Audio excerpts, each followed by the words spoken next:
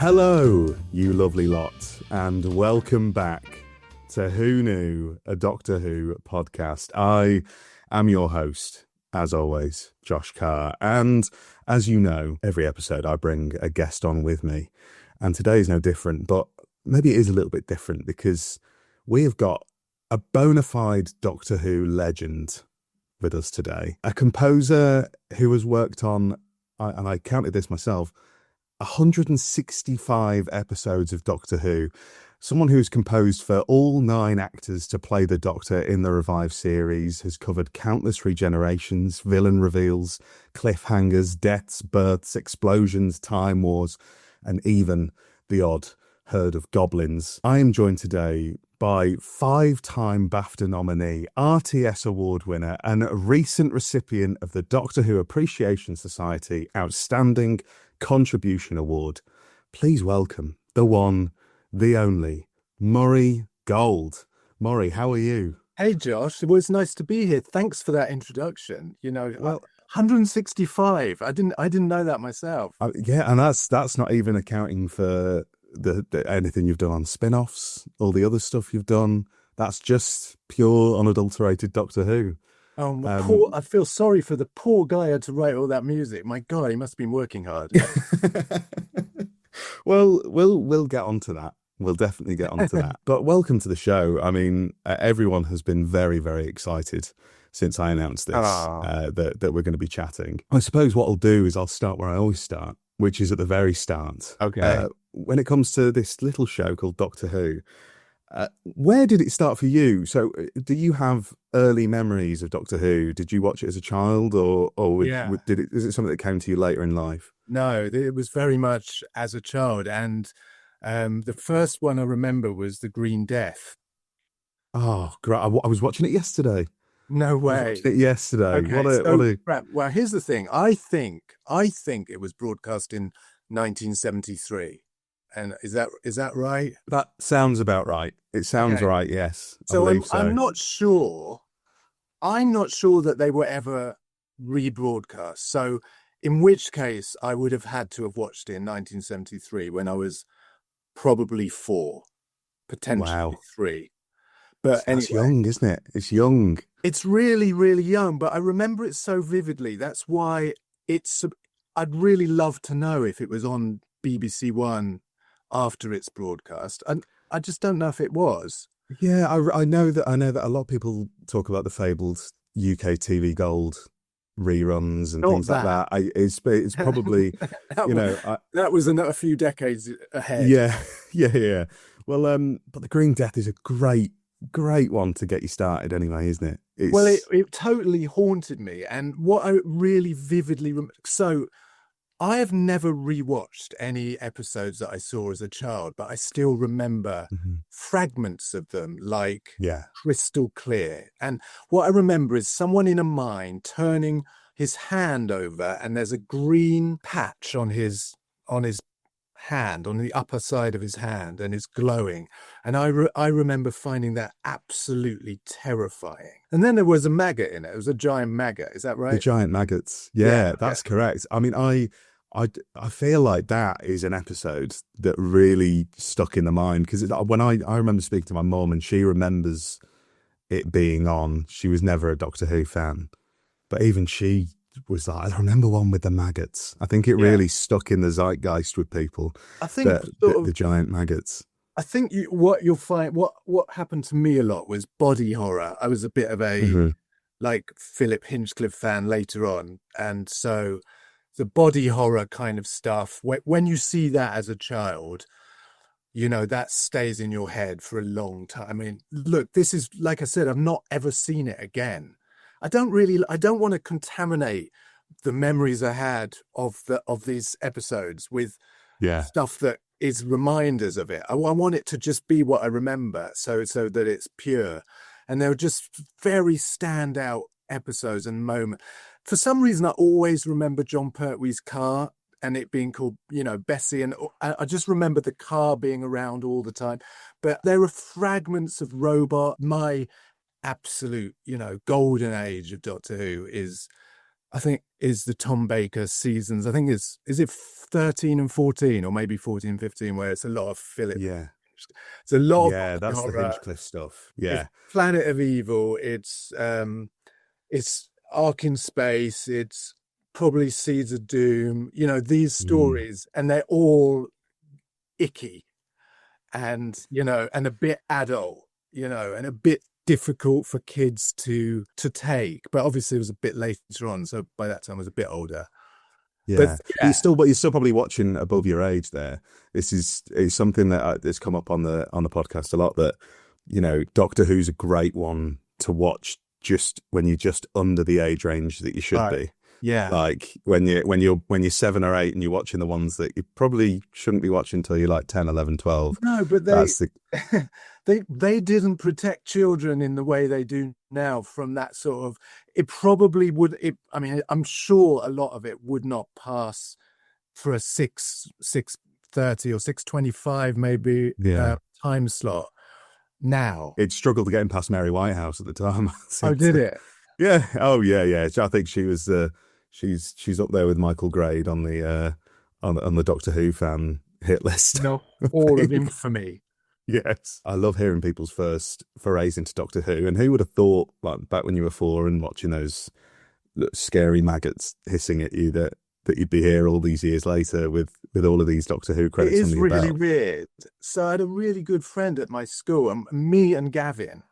And Gavin Fuller, we were at Porchester Northern County Infant and then Porchester Northern County Junior School. And he and I were like the spods, basically, the bespectacled spods of the class. So there's a grim inevitability to us being the two who would just get into Doctor Who and just discuss it all the time. We were also top of the class, And what I didn't actually realize was that, we would read the Targa books as well, and we, just go.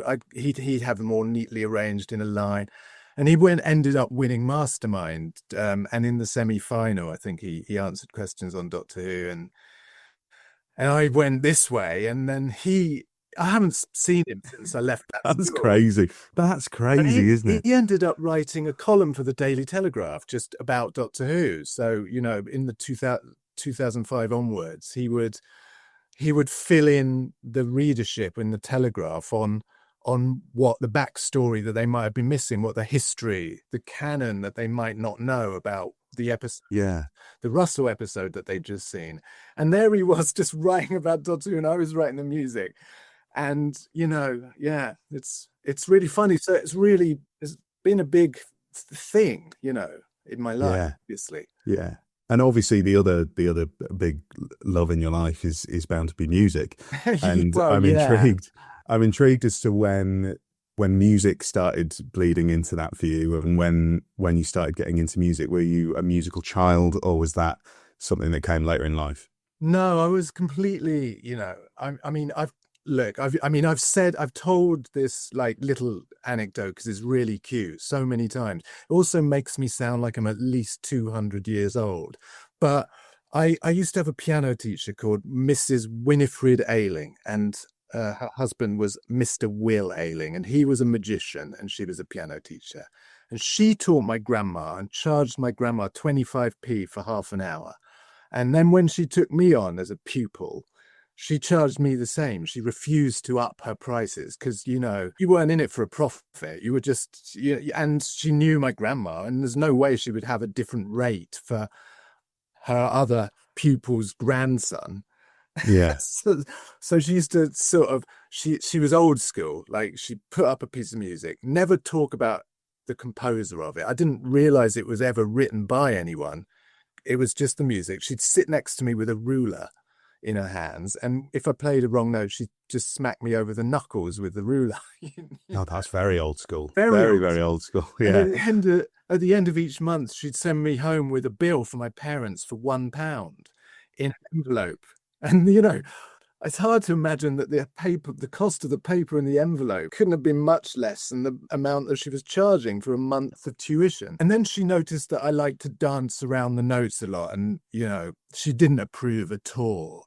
but every now and again she would just let me for like the last couple of minutes of our lesson. She'd let me just, I can see you want to do that. Show me what you do. And I just would twiddle her around with the music, and she'd just shake her head sadly at this child who was not, who thought he could improve what was on the page.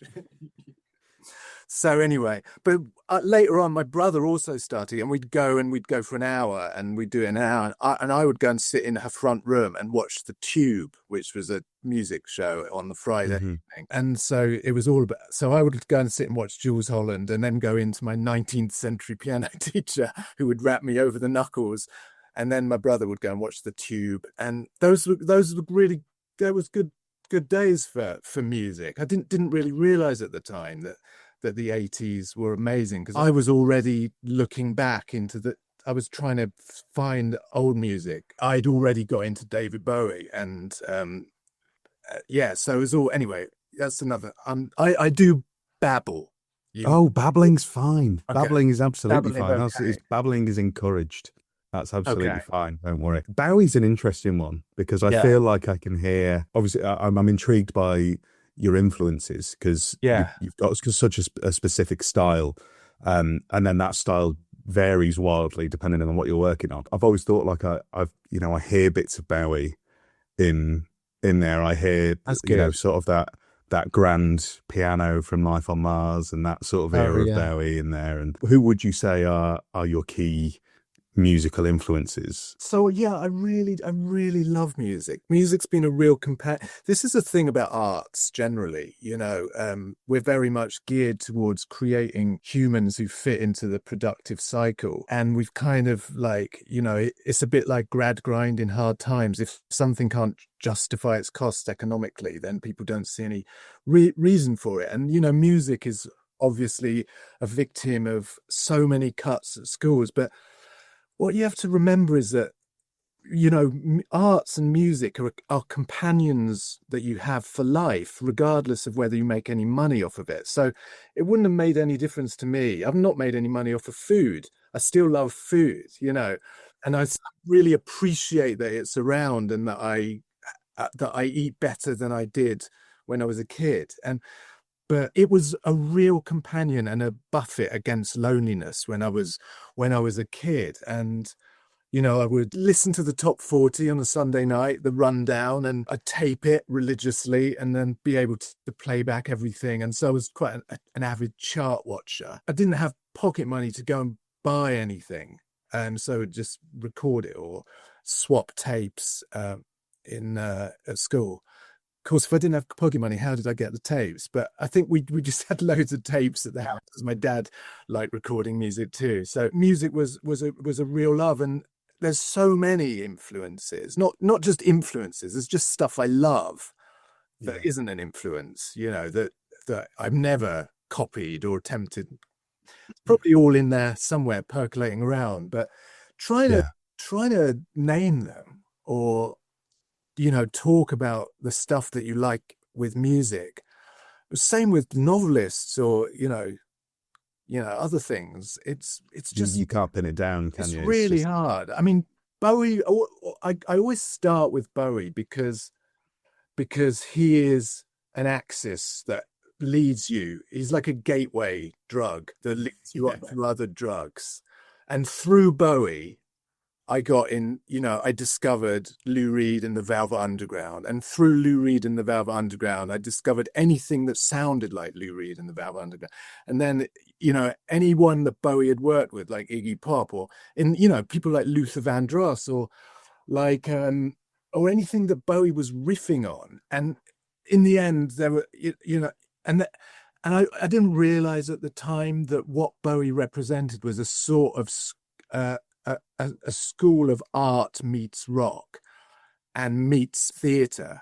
And I wasn't really aware of that, but those elements of, Bowie stepping into new characters, adopting new forms, and almost literally, becoming new people, that really affected my outlook on life, that life is a charade and a carnival, and a whole wall of mirrors, and personality is liquid, and those kind of things started to, that's the kind of influence that Bowie is. I don't know if you know this, but I did actually bump into him once. Did you know that? Did you? I did not know this story. No. Yeah, I met most of my heroes. Like, I call them a hero, and it's a silly thing to say, really, because when you're 56, like I am, the idea of heroes who are in entertainment now, it seems slightly ridiculous. There are heroes who are more worthwhile in different ways. But anyway,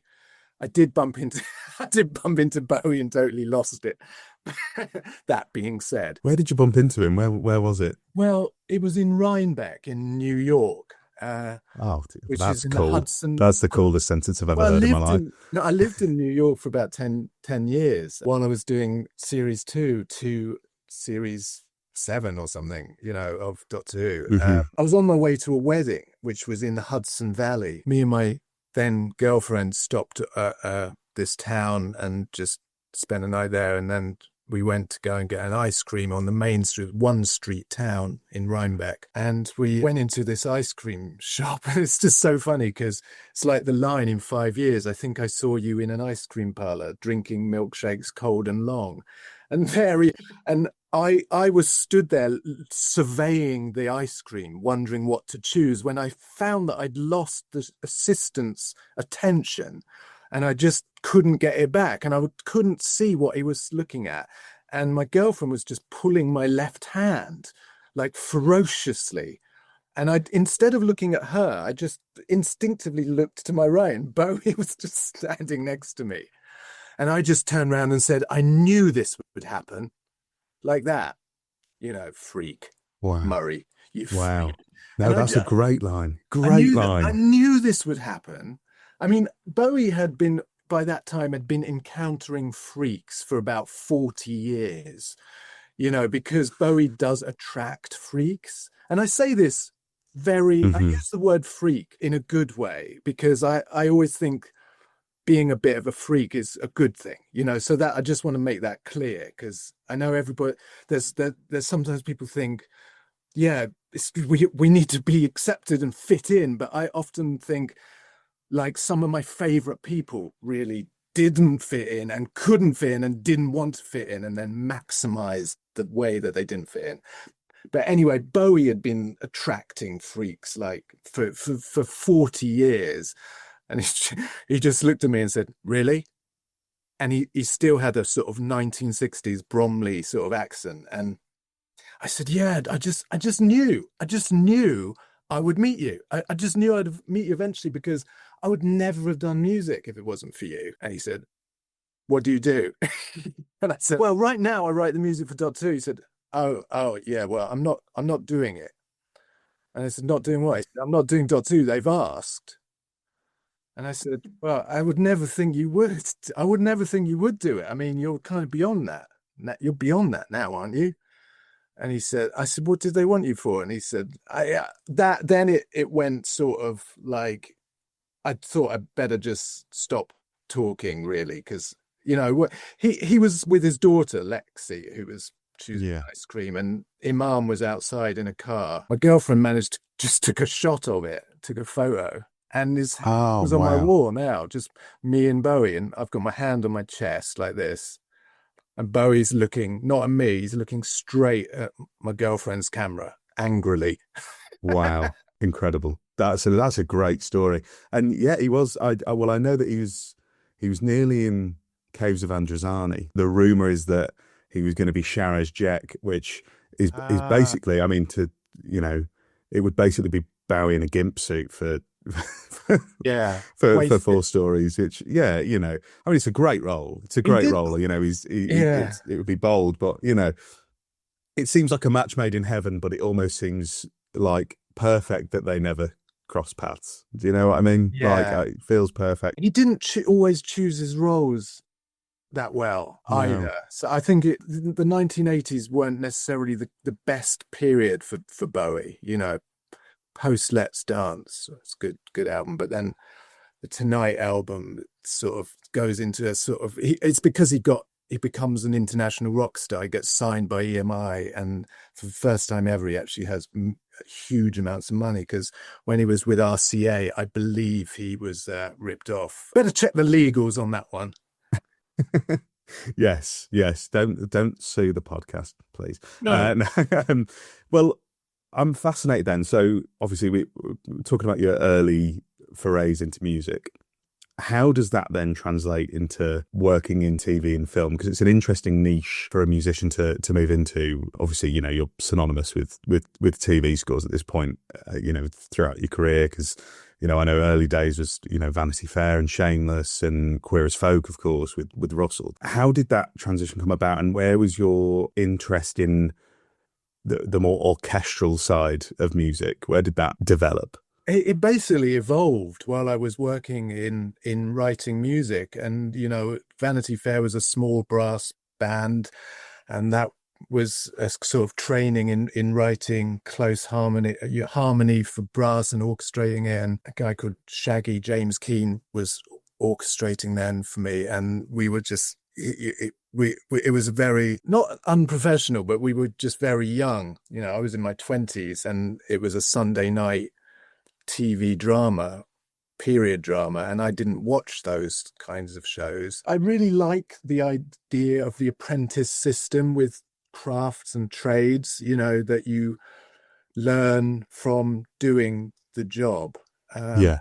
So I never studied music at all. I didn't even do it at what was then O level. Like, my dad was like, you want to do serious subjects for O level, and that will be a waste of, you could do something else instead of, you know, you'd have to drop like chemistry or something if you did music, and you do it anyway, so don't bother doing it at school. Yeah. And I was like, okay, yeah, that kind of makes sense. And I didn't necessarily love the study of it at school anyway. So what I did do at school was, I'm probably leaping around here because I've just leaped back in. Fine. Leap all around. So my school in Portsmouth cottoned on to the fact that I was I did stuff in my own sort of music bubble. So they would put me in school bands and like get me to score the school plays and theatre stuff. And they, you know, there'd be a book of music for it, but they'd say, you know, Murray's just going to go and do his own thing, and we'll wibble around with it. Or they realized that I could, you know, improvise around guitar chords in the school musical and stuff like that. But I wasn't particularly trained in anything. It was all picked up. It you know, Shameless was you know, a rock combo kind of a lot of what I did initially was rock and roll sort of style music. I was in a funk band at university, and I was at Cambridge University, and in the last year they asked me to be the director of the Footlights, which is a comedy review thing. And I'd always avoided it because at that time it was very much living on its history rather than being anything new and exciting. But a guy called Ben Miller, who is an actor and scientist and general all-round genius type figure, was directing Footlights, and he wanted me to do all the music for it. And he's actually a really good musician himself. He had a band called the Dear Johns that were a punk band. But yeah, it was, so I ended up writing songs for like Mel, Sue Perkins and Ben, and yeah, it was fun. So I was writing lots of music for theatre at university, and like for all the plays that were going on, I was just doing that. And I just like putting music to stage storytelling, you know, stuff like that. I should say one other thing, just because this is something else, is there's quite interesting, and it relates to music in education, because when I was a kid in the summer holidays, Hampshire County Council used to run these courses, you know, which I'm sure they don't do anymore. And they were across a range of things, like leisure activities, like sport stuff. There'd be a football course or a golf thing, and then they'd have like a jazz improvisation course for like 7 to 13. And when I was about 8 years old, my mom said, well, let's put Murray in this. And it was basically 5 days of messing around with people, you know, other people who were musicians, and I didn't know what I was doing, but at the end, it was building towards a showing and like a little performance, and they put me with a dancer, and I improvised a piano piece with a dancer, and my mum attended, and it was a little concert at the end, and it was all done, you know, by the council, and that sort of stuff turned me into someone who was just. I wasn't really that interested in doing television. I was much more interested in theatre. I still do dance. I do a new dance piece with a company called Ballet Laurent almost every year, maybe every 2 years. Mm-hmm. So, you know, it all just evolved. I was just floating around in that world. But you know what, what the stuff I really loved was sort of out of reach. You know, it was Bowie, and like, I didn't know what I was going to become. You know, I thought I might just, I didn't know what was going to happen to me. Like a lot of people when they're young, it's great being young, except you don't know if you're going to be all right. One thing I wish I could have done is gone back and told that person to have more confidence and just have more faith and trust that it would work out okay, because I was an absolute anxiety case. It's a shame though, isn't it? Because it's like, you know, so many kids out there these days, and you know, council run things like that. They're almost a thing of the past these days, aren't they? And it's like it's more charities that are footing the bill and creating things like that. You just think, how many Murray Golds are there out there that don't get that shot and don't get that time put into it? You know, because like going back to what you said before, it's like everything's for a profit. Everything's, you know, what can you turn into a trade that will make money, that will do this? And it's like, I think it's a shame that music isn't seen as more of a viable route, and there isn't that support there for young musicians these days. Yeah, I mean, there's so much to say about that. Yeah. So it makes it's like I was up in Hartlepool a couple of weeks ago doing this Sonic Futures thing, and you know, there's lots of kids there, and they really want to know how do they make money from it, and I always feel like when you go chasing, like, this sounds so purist and unhelpful, but it's almost like when you go chasing the dollar runs away from you. And it's like when you go chasing something else, like, because money is essentially a metaphor for something that the thing that people want. So it's a way of very quickly valuing something. But there are many other kinds of valuation systems, and, you know, the high regard of your peers. You know, what I'm trying to say is that go for the other valuation. You know, Yeah. It just sounds so like idealistic, like, oh, thanks, Murray, that's really helpful. Just forget about money and just go and make the music you want to make. What am I going to do in the meantime to, you know? And that was always a question. And in the 70s and 80s, like people say about the 70s in London, 70s was a very good time to be poor, you know, because there were, you know, all the transport was free, and there were a lot of ways, you know, it was a good time to have a band, and people could do music, and they could get A&R people to come and see and play in pubs, and, you know, they might get a recording contract. But what you're always trying to do is buy time. And when I was a kid, what I didn't want to do was be thrown into the, you know, the jaws of the machine and get crunched up by having a full-time job and no longer having any time to do anything else. And that's how you get ground down. And it's sadly, it does happen to people. And, you know, people end up middle-aged and upset that they didn't get to do what they wanted to. So yeah, in that respect, I just was very lucky. I think in the end, artists can't help just chasing they just do the thing they want to do. They buy a little bit of time with one job here, and that cuts you off a few hours here to do I don't know. You probably know. No, I think I agree. I think it takes time, doesn't it? Because I think you need that experience of trying to go for it because you're like, I need this as a career. I need this. Yeah. Like, I need this rather than I want this. Like I did it for years with stuff like this, like trying to start YouTube channels and podcasts and things like that. And it was always because, well, if I do this and it works, then it can do my job.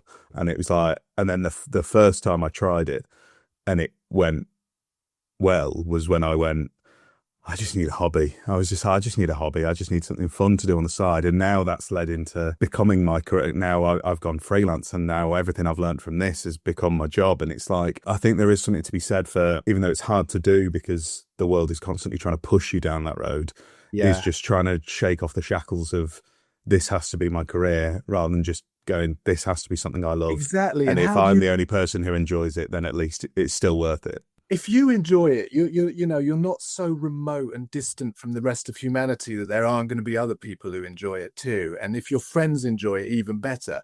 I always say make stuff for your friends. Don't make stuff for like the 60 million people of Britain or whatever, the 8 billion people of the world. Make it for a smaller group who, and you want to concentrate the love. What you're doing almost illustrates everything I've been saying better than anything I could have said. So,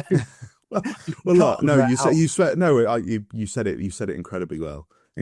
Now we've covered sort of the early dawnings. I feel like we've given people enough time. We can talk about Doctor Who now. Let's talk about Doctor Who. So obviously everything comes full circle. We go from the Green Death and the 25p piano lessons, and then those two avenues eventually happened to meet up probably sometime in 2004, and when you're approached to write the music for Doctor Who. Obviously you already had a working relationship with Russell at that point. How did it come about? What were those early days like in terms of, because obviously we hear a lot of stories and hearsay about the sort of the chaos behind the scenes of, is this even gonna work? Is this even gonna become a moderate success? Never mind the fact that 4 years later it went on to be basically the biggest, within 4 years, it was the biggest thing on TV in the UK. So what were those early days like? What was that early approach like in terms of... It's unbelievable that it's like 20 years ago and 2004 was 21 years ago. It's my elementary maths is still up to scratch. So I was on a run of quite successful shows. At that time, in like early 30s, I was sort of getting asked to do almost any new project that came up. I mean, it was just a really good time for me then, because the first two things I did both got nominated for BAFTAs. So it was Queer as Folk and Vanity Fair. But I remember saying to my dad that I saw Doctor Who was coming back and that Russell was bringing it back. And I just thought, that's amazing. That's great. And I didn't in any way expect to be asked to work on it. And that sounds odd, given what I just said, that, I just thought it would be someone older, I think. Like they would ask somebody older to do it. And, I was still relatively young. And then it's quite weird, actually. I'd written this play and I'd done this play for radio because I used to. I don't so much anymore, but I used to write theatre, because I was involved with theatre and that's what I loved doing. And I had this play on in Leeds at the West Yorkshire Playhouse, and it was starring Christopher Eccleston. And I'd written this play and it was called Electricity. And the Doctor Who entourage came up to see it. And I didn't realise I like the entourage. Yeah, well, That's it like was, they all turned up in blacked out cars and sunglasses. Yeah, it was like. I mean, I already knew it was Russell and Julie and Phil, and they all came to watch Chris to support him, and and I can't remember if Chris told me up there that he had just been cast as Doctor Who, and he started talking about. It was really great, and he was especially used to talk about Father's Day, and how it was real, and it was real. It was a real story, real emotion, and it wasn't. It was different, because it had a different relationship with contemporary Britain, Yeah. And I remember Phil just saying to me, and we need to talk to you about this later, and I didn't think anything more about it really. And then it was really quite late on it was like September 2024, I think, maybe. Sorry, 2004. Yeah. And I got an email, and it was just from Russell. And like, I haven't got it anymore. I haven't got that email anymore. I've got most of my emails from since 2006, but 2004 just fell out of the catchment that I've got from my email address. But it just said, "Oh, Murray, I should have asked earlier." It's just, I should have asked earlier. But do you want to work on Do you want to do the music for Doctor Who? And I actually didn't write. I just didn't contemplate it. I just wrote an email back and just said, "Love to." Just immediately, not a second thought. I'd love to. I'd love to do it. And then I rang my dad and said, Russell just asked me to do the music for Doctor Who. And I was like, oh, this is great. And I was signed up to do this other thing. And the director of this other thing just never spoke to me again. He just never forgave me. It was somebody that I'd done this work with. I'd done a previous thing and it was really good. It was really well received. He was a hotshot director. And I just rang him up and said, "I've just been asked to do the music for Doctor Who, so I can't do your thing." And I was, it's got to be Doctor Who. It has to be. I mean, ever since, Doctor Who has won every single battle against any other suitor for my time. Yeah, I just thought this guy would. I just thought he'd say, "Oh yeah, of course, I totally get it. Doctor Who, fuck, that's amazing." But instead, he just like, Jesus Christ, Doctor Who. You're swapping out me for Doctor Who. I was like, well, yeah, because it's a show that I grew up with and I loved it and blah blah blah. Anyway, so that was the end of that. Yeah, I suppose it's funny at that time, isn't it? Because you look back and you think, well, of course you did, but 2004 was a very different time for Doctor Who, and Doctor Who was sort of this in like the zeitgeist of Britain. It was a sort of a bit of a joke at that point, and it had become a bit of a joke, and it was something that people still loved, but people. It'd been gone for 16 years. People loved to take the mickey out of it. And you had Daleks in cigarette adverts and advertising Kit Kats and stuff like that. So it's a strange time looking back. I mean, what a decision, though. What a great decision for you. I know there was all that stuff around in executive circles, but I wasn't a TV exec and never had any interest in how something would be received or whether... I know that was all happening because people had to fund it and they had to make decisions about it and what would it be. All I thought was it's inevitable. It's going to be a success.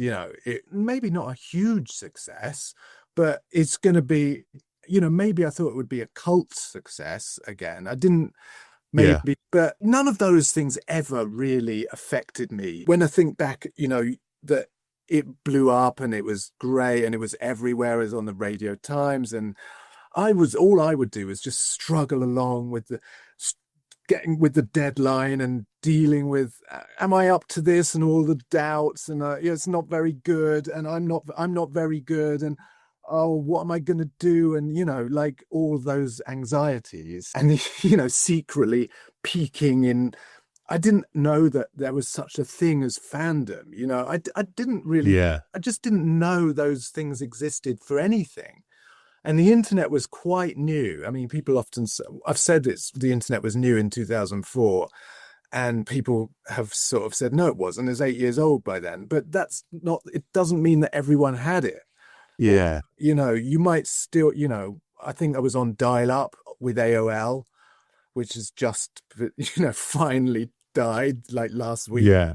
I think when I stopped watching, it was just before it got very serious. The last series of Trial of the Time Lord stuff. And I never watched anything in Tom Baker's last series. It got too complicated for my liking. I wanted monsters and body horror. I didn't want a courtroom drama, or, a big philosophical morality. Yeah, well, but that was the era of Warrior's Gate, which was it's an experience watching that. It's basically like, it's almost like some sort of avant-garde like 70s short film that I'm not sure I'll ever understand it. So yeah, no, it it did sort of develop into, I mean, that's the good thing about Doctor Who, is that it's always different things at different times. Yeah. And it Yeah. sort of dropped that gothic horror, like monster of the week type thing. And it was trying to shake that off, but then it almost tried to claw it back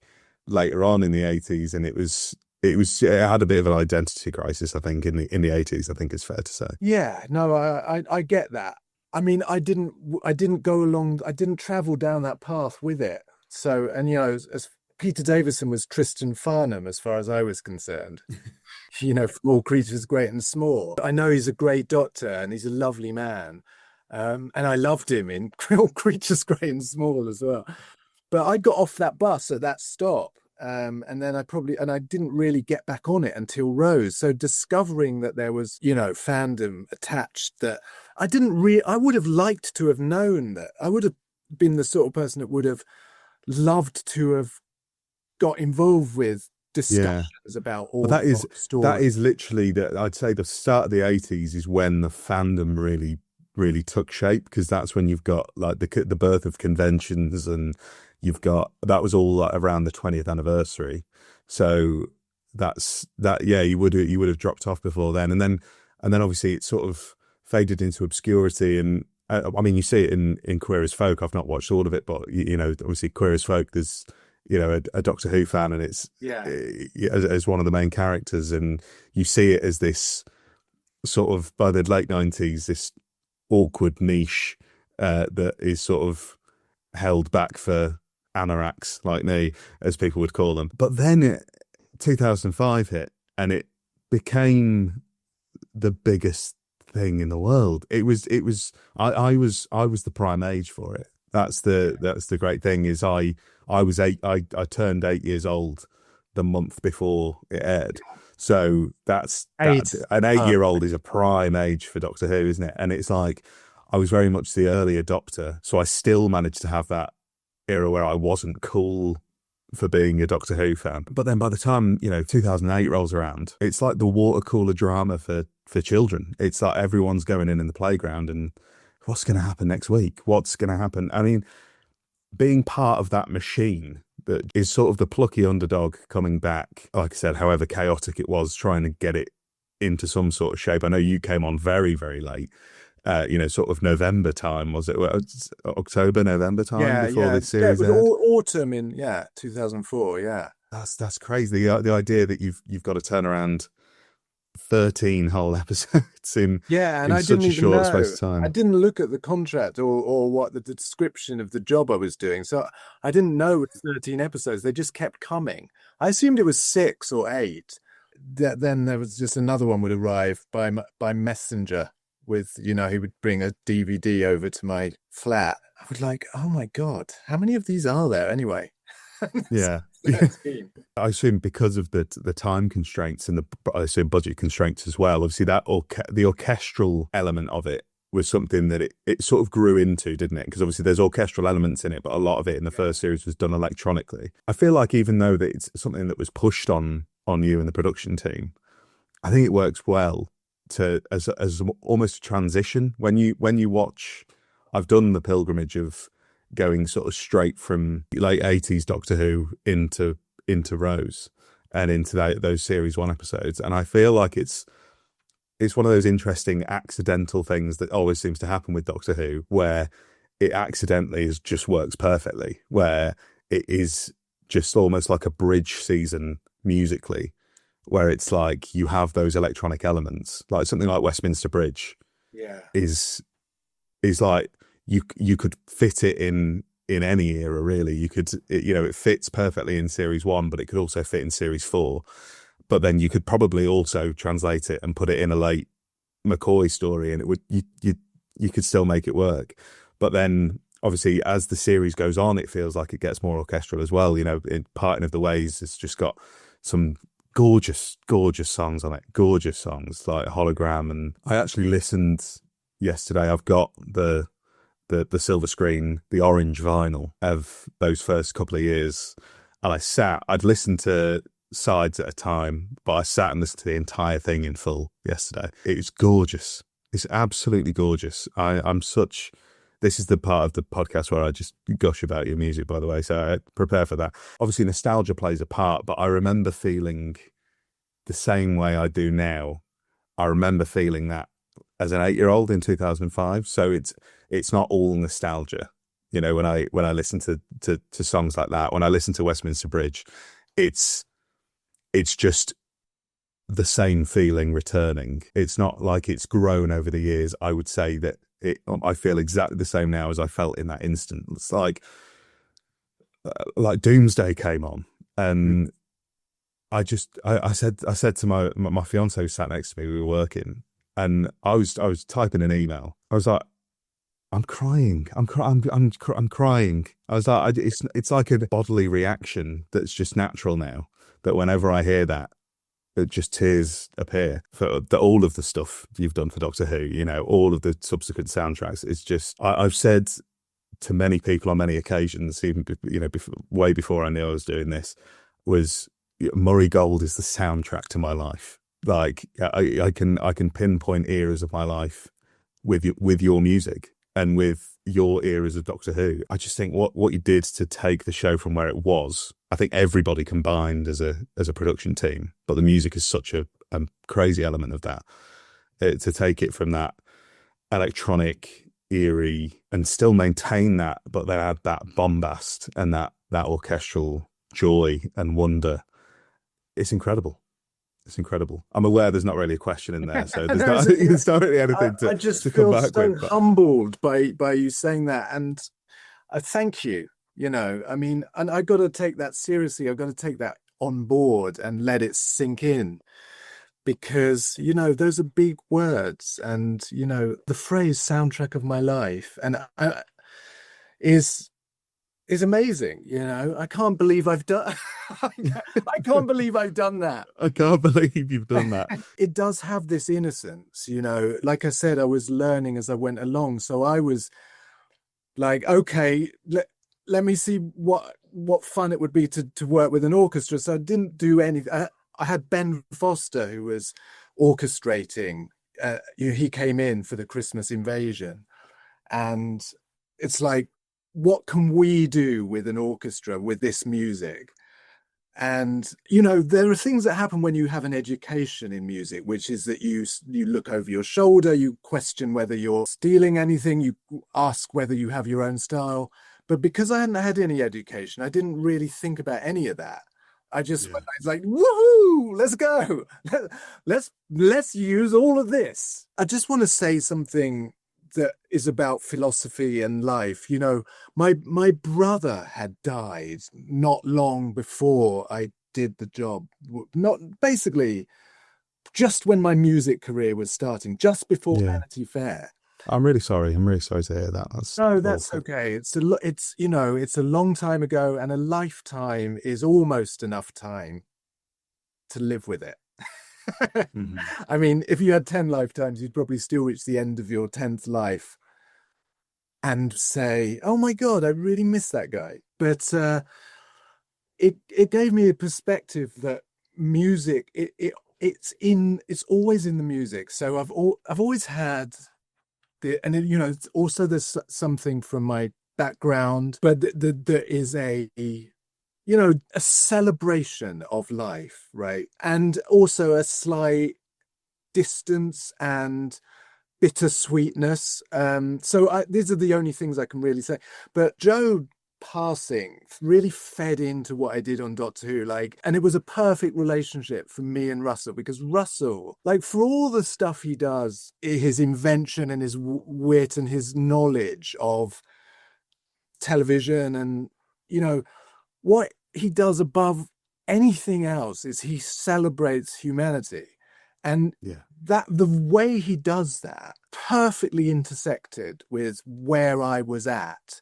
So I was ready to give him the music that celebrated humanity in the most direct way. And a lot of, not a lot, but that my brother is in that. And it's a weird thing that it doesn't just leave you with melancholy. It makes you want to but there is melancholy, but it also just makes you want to celebrate while you're here. The idea of this crazy chance that we happen to have, been born.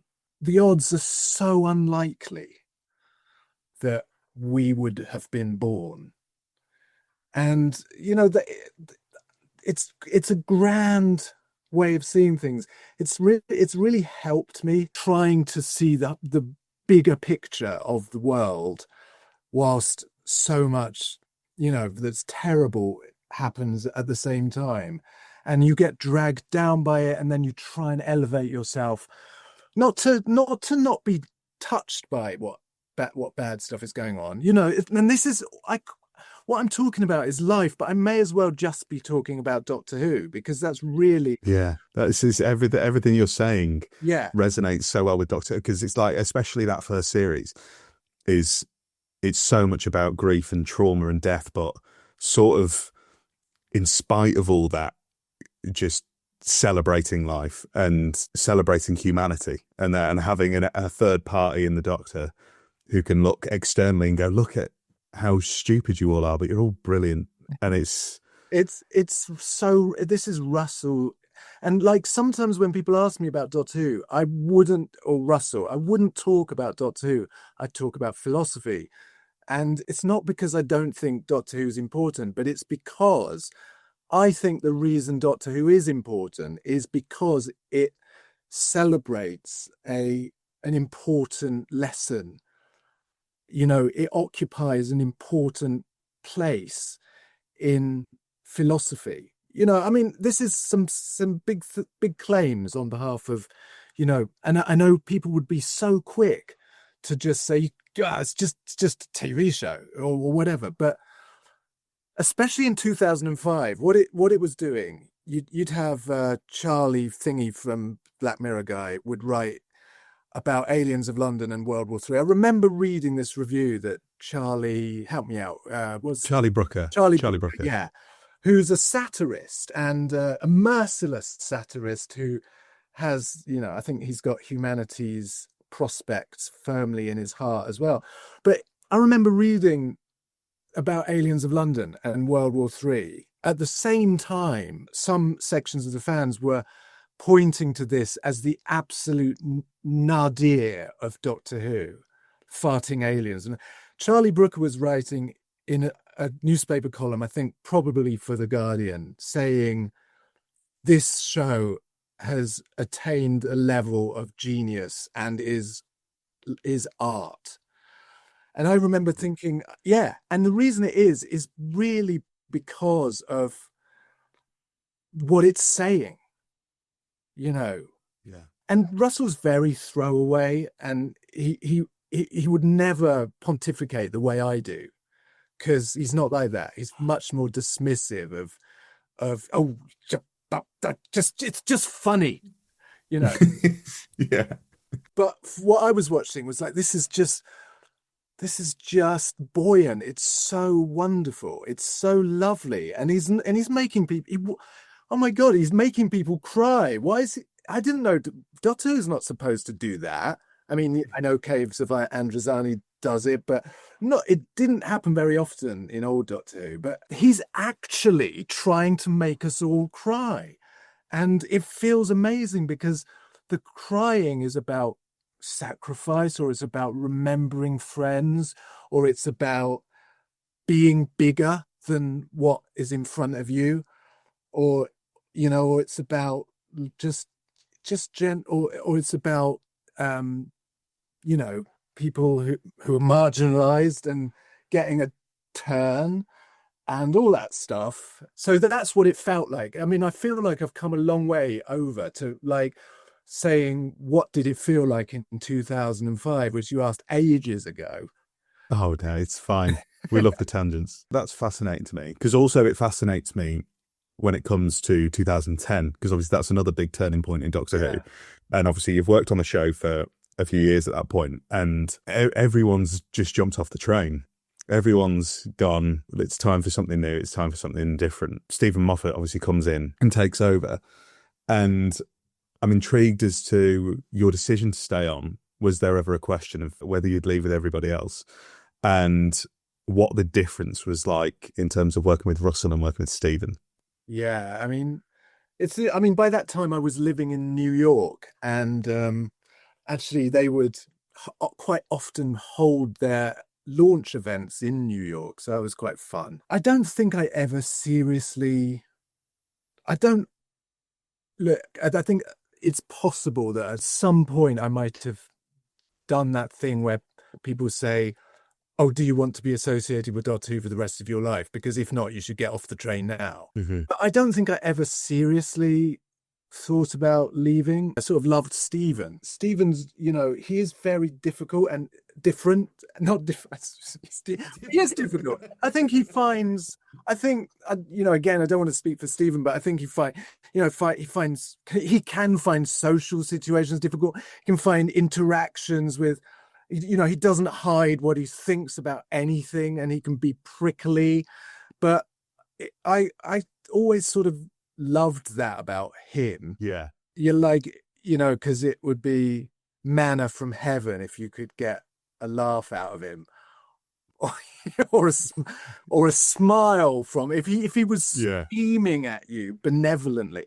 But what Steven was always really lovely about my music, and so I didn't expect him to rehire me. And when he did, I think I was really touched that he wanted me to stay on. So he's really loyal, and he cares a huge amount about so many things. God, the worst thing ever is having to. I had to make a speech once following Steven Moffat. And he's the most amazing public speaker. Saying he should have been a politician probably condemns him to fate that he does not deserve, but he could have been. Or a judge, or he's just so at home in Judge Moffat. I can see that. I can see him in the wig. Yeah, I can see him in the wig. I've seen him speak at events where the audience had like 10 members of parliament in it, and the great and the good of British society getting a kind of freebie to come to watch a Doctor Who event, which is a completely innocent freebie, and at a time when all other freebies were completely off the agenda. Yeah. I've just seen him like rib all those people, take the piss out of them for their corruption. And they just lapped it all up. And, he's just very, very funny, very, very brilliant person, So the Doctor was obviously really different. Matt Smith is very different.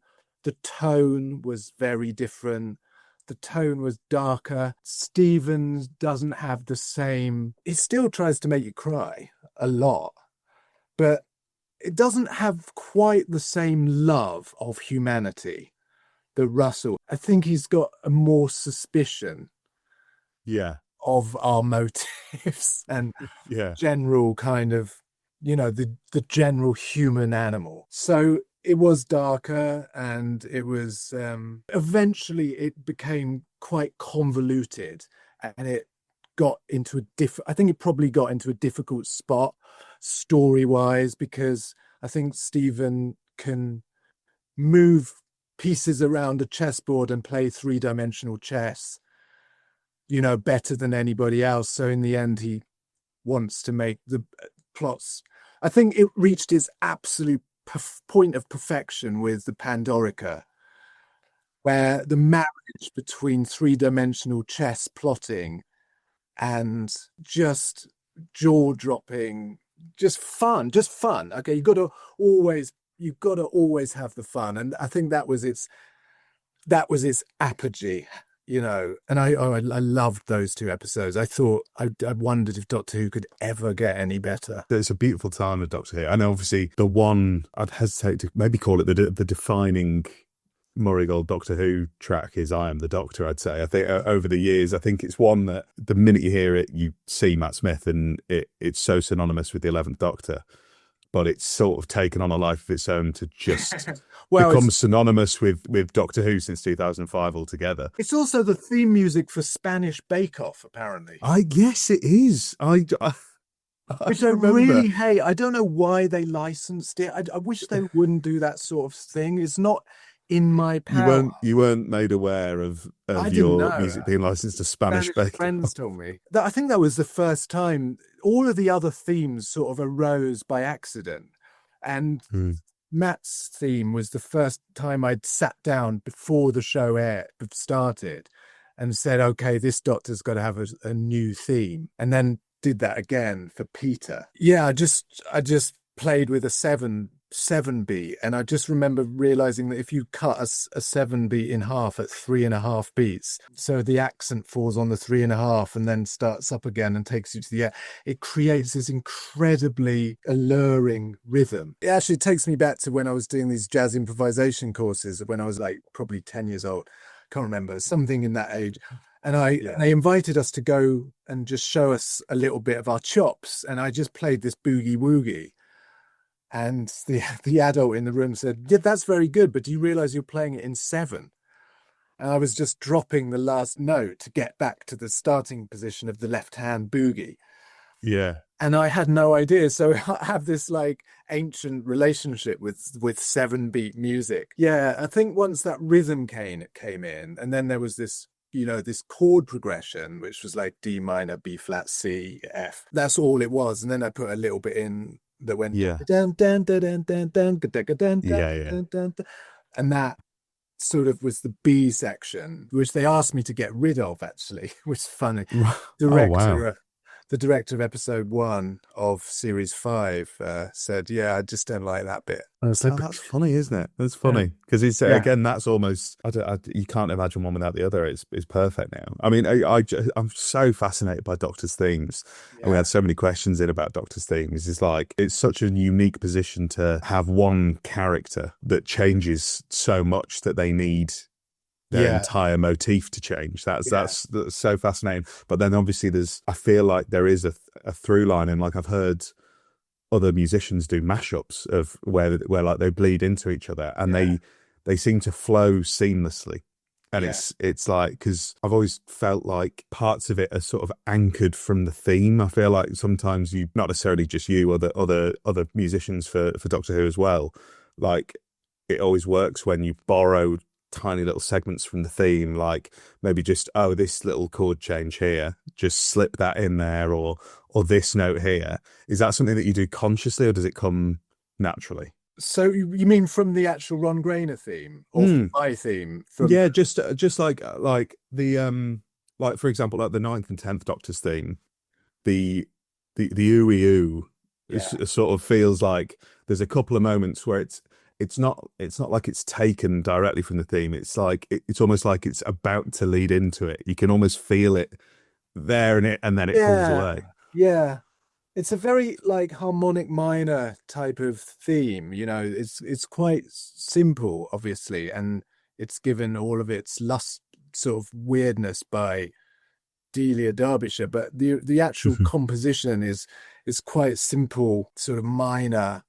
A harmonic minor, and I find that scale has got it's got 2 minor chords in it, so it's got minor chord on the first position, and then it's got a minor chord on on basically the 1, 2, 3, 4, 6th position. So you in a C minor harmonic minor, you've got a C minor and an A flat minor in there, and they both work. They seem like they're quite a long way apart, but once you start unraveling the harmonic minor and writing in that mode, it does all fit together quite easily with the Doctor Who theme. So, and it's got a pleading mentality. It's got a sort of pleading sound to it, the harmonic minor. It's also very dramatic because it's got the big leap on that 6th to the 7th is a minor third, which is a big leap in a scale, and most Western scales, it actually doesn't sound that Western. That's maybe an interesting musicological thing about it. Then it sort of sits in that uncanny valley, doesn't it? It's just slight, Eastern Europe, Eastern. I think that works for Doctor Who, doesn't it? If you can't place it, it's like you can't. You can't go, oh, that sounds like it's from this. It's like, it's so unique to Doctor Who. One thing, just jumping back slightly, because I wanted to mention this. I was fascinated. I was at the BFI for the 20th anniversary screening. Wow. And obviously you came out as a surprise guest, which was a wonderful surprise. Yeah, okay, yes, that one. Yeah, you were there. And it was fascinating listening to you talk. I was fascinated by your process when it comes to writing Doctor Who, because you mentioned about the fact that you don't watch the episodes. So when you're writing for Doctor Who, are you just purely going off script and,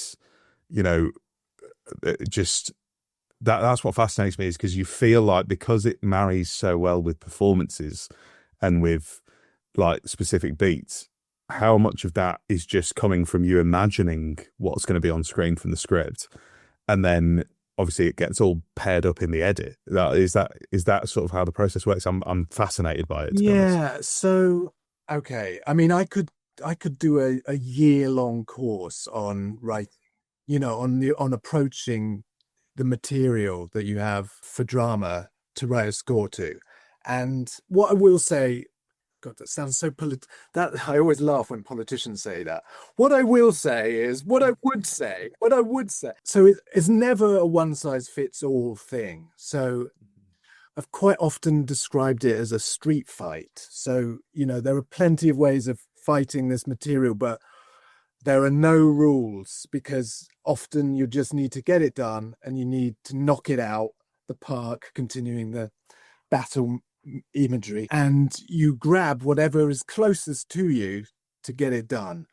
So going back to what you asked, I often at the beginning of a season, or I might write some themes, and it would be typical for a composer who was writing anything for a new show to write a bunch of themes and maybe write a 10-12 minute suite. I especially did that for Capaldi, not so much for, maybe a little bit for Matt Smith, because I did have a number of themes waiting. I'm quite good, though I say so myself, at judging the tone of a script. I kind of feel, especially a Russell script, and getting what his intentions are. So I would try and write something that was in the tone. And then I'd probably send it to Russell and just check off, do you like this? So that I've got him on side at the beginning. What do you think of this? And he'd be like, yeah, I love that one. That one I don't like. What's that horrible reedy instrument? And it'd be like something like, he really hates double reed instruments. So anything with an oboe or a cor anglais. Yeah. So you've learned over the years, what their likes and dislikes are, and it's like you can skip. Oh, nice. I mean, it's always like, it seems a bit unfair to just discriminate against one member of the orchestral family, but anyway. So then when it comes to the actual series, then I really write painstakingly to picture, but I will improvise to picture as well. So a lot of stuff that ends up being the finished thing is just me sitting like a cinema organist, like watching the pictures and just I'll mark up like where the significant moment. I'll just go through the episode, and sometimes I actually have to resist what becomes a kind of real reluctance to even revisit any themes at all. So quite a common note that I get from the producers is, can we have more of that theme? Can we have more of that? Oh, we loved what you did for her in that episode. Can we have more of that in this episode? It's just vanished. And that's because trying to find the music or remember what I did takes longer for me than to just write something new. Yeah, so that's fantastic. That's genius. Well, I don't know about that, but I write, just writing something new saves me from all my filing problems. And there's so much music, and especially in the olden days, to load up a Logic project would take 10 minutes sometimes. Yeah, hours. Yeah. And when you were looking at, 38 3-minute cues, and each one of them took 10 minutes to load, you know, it would be more like, oh, I can't remember what it was. It was something like this. Da, da, da, da. You know, I do those chords, and I'm sure it was. And then you'd realize that you'd just written another piece of music instead of referring back. And, you know, you have to refer back, otherwise you don't have a theme. You just have a bunch of. So I mean, there's another thing that I really rely on that helps get me through this process, which is I've always thought that my palette was quite narrow, you know, was quite limited. So what I didn't realize, and the first time I did realize this, I thought it was a bad thing, was that I have a style, and I have a recognizable style. And this is like interesting with, you know, young people writing music. Is I always want to say, develop your own style. Just like do the thing that you want to do. Don't worry about what everyone else is doing. I would do things a certain way, and people would say, "Oh, you did that music for that. I recognized it. Even before I saw the credits run." And I would think, "Oh, why did you say that? That really hurts. That's awful." And it took me a while of thinking and using it as another stick to sort of beat myself with, before I sort of realized that was a good thing. And the fact that people, oh, that's by that guy who does that. I know, I recognize his style. And often it would be like with a smile that they would say that. So my style has now become Doctor Who, like as in, like I almost don't feel I have to worry because I'm not cheating on any other show. So I just do it this my way. And that, like, oh, yeah, that sounds quite Doctor Who-ish now. So yes, long answer again to your question. Like, I do a lot of work with the script if there's that luxury. Sometimes thrown straight in. Usually by episode 2 and 3, I'm just looking at getting it straight on the screen, writing a first draft to it on the piano, and then going back and filling it all in with instruments, changing it all around, and, you know, sending it in a couple of weeks later. This fascinates me. And also what fascinates me is soundtracks, because obviously so many people, I think, oversimplify the curation of a soundtrack, like an officially released CD or soundtrack of, especially for a series like Doctor Who, because it's, you know, so many people think, well, just copy and paste all the music over and put it on a CD. But it's like listening to the whole series 1 and 2 soundtrack. It's curated, it's purposeful when it's done. I'm fascinated about the process of that, and it would be remiss of me not to mention, of course, that this morning, as we're recording this, there was an official tease. I'll go official tease rather than official announcement, that the long-awaited and probably the bane of your life in terms of the questions that you get asked, the Series 10 soundtrack of Peter Capaldi's last series is happening. It's coming. I always said it would. Yeah, you said it would. You, to be fair, you look back, and I was like, I mean, he has said multiple times it's going to happen. I mean, but now we have confirmation that it is happening.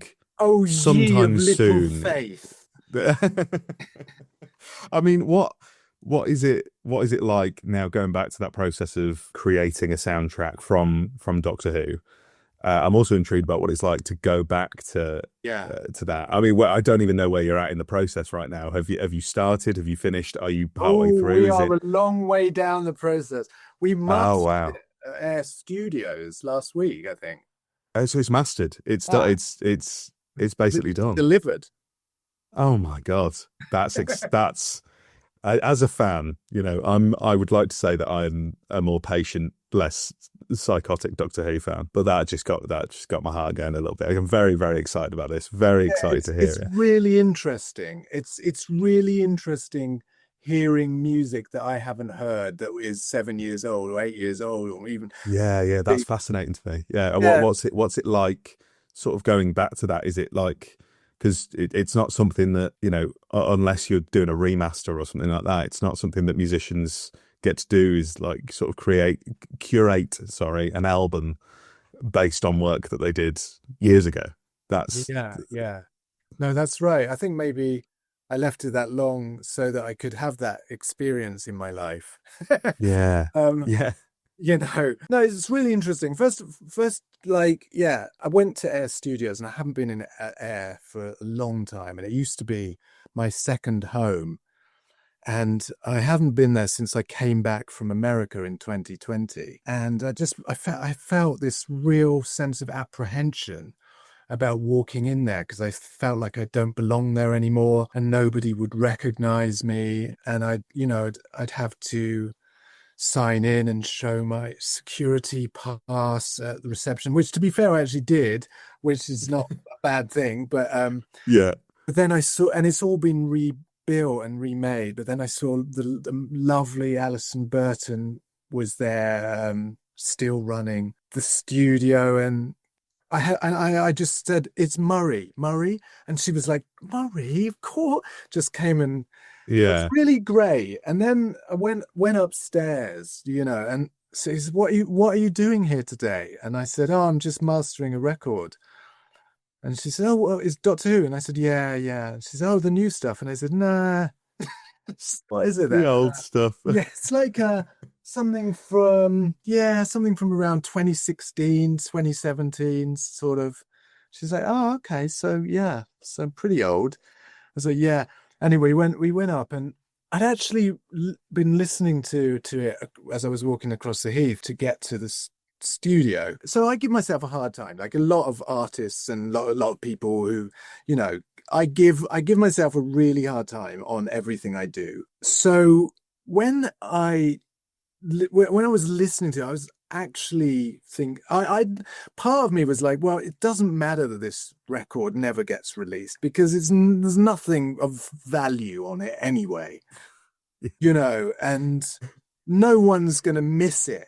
Oh, that's you couldn't be further from the truth. Well, I mean, thank you for saying that, but yeah, I mean, this is how human brains work like this. Sometimes some people are their own biggest fans, and some people have that facility. A lot of people have that wonderful gift of always backing themselves and of always thinking what they do is really good. And other people just think that everything they do is terrible.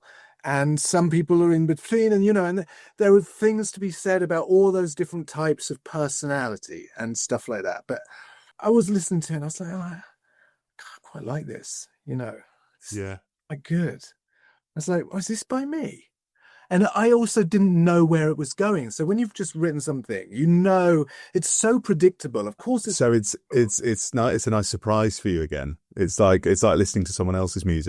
totally is, and it does no sense of. I mean, it's only an abstract theoretical thing that I am the author of it. What does that mean anyway? I don't really know what it means, but there's something I could, some part of my soul is in there. I love Dr. Mysterioso. I really loved it. That's what I was going to say. Was there any tracks in particular that you came back to and thought, yeah, but I didn't know. Oh God, this is great. Yeah, well, that was another. I mean, I know that it's getting to that point. Is it? Can I tease a track name out of you? Yeah. Oh, go on. No, there isn't. I mean, they've all got names, but I don't know them well enough yet because. Well, I thought you were just going to get Bill's theme. There you go. Yeah, simple. Okay, Bill's theme. Really nice, yeah. Yeah. Well, like I said, the internet has gone wild this morning for it. Has it? Oh, it has. Yeah, it was a great little announcement, just saying you can stop asking now. And we'll get to the correspondence segment in a minute. I had to cull a lot of questions. Isn't everyone going to really miss asking where it is? Oh, Murray, you know what they're going to say now. Where's the next one? Where's the next one?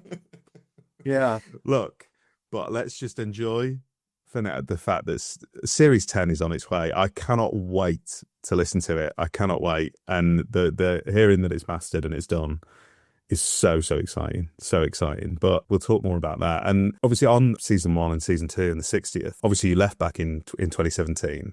Yeah. And then you returned again, with as did many other people from the past. Both of those decisions, I'm intrigued as to what the turning points were that made you go, this is time to go and this is time to come back. Well, I wasn't given a choice. in 2017.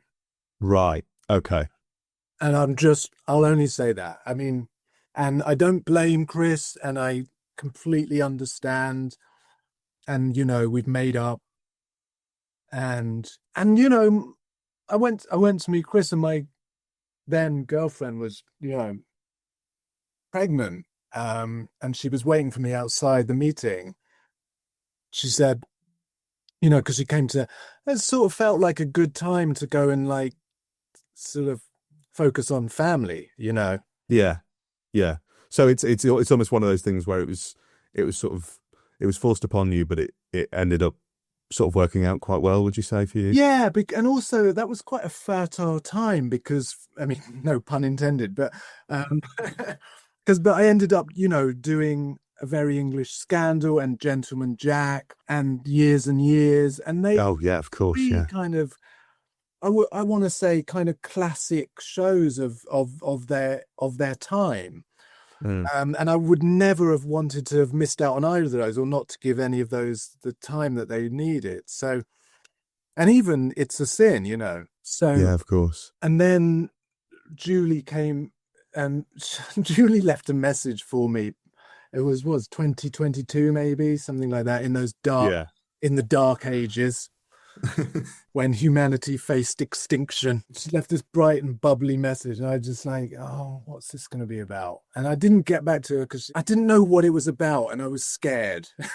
Yeah. I had no idea it was coming back.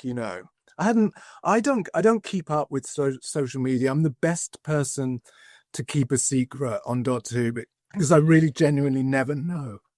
I just ate some nut debris. You're fine.